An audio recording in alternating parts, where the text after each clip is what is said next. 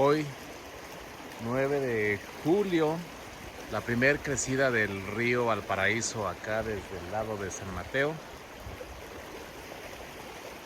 Acaba de llover hace unos instantes, hace unos 20-25 minutos, la tormenta se vino bastante fuerte y hoy sí sacó agua el río. La primera creciente siempre es agua sucia. De por sí que en este río la acumulación de las aguas negras de la comunidad de San Mateo pues están luego ahí en la comunidad y es hasta las primeras lluvias donde se desfoga toda esa suciedad y viene hacia abajo, corriente abajo, en este río Valparaíso. Mira, lamentablemente vemos pues mucha basura, pero lo que desechamos arriba, quienes la llevamos pues somos los de abajo.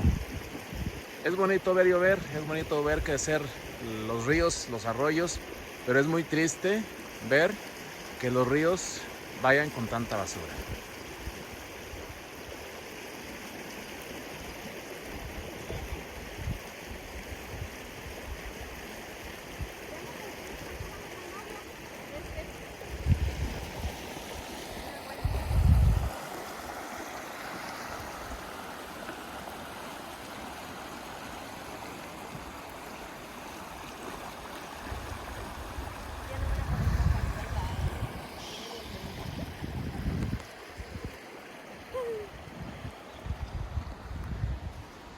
Y vámonos porque viene la otra corriente.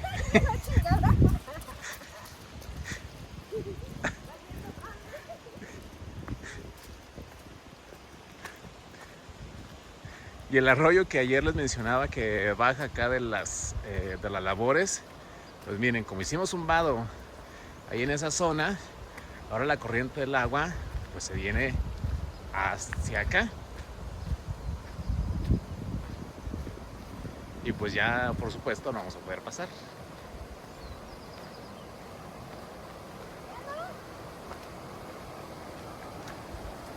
Por andar en la boba, ahí arriba, y ahí abajo, pues ahora no podemos pasar acá arriba.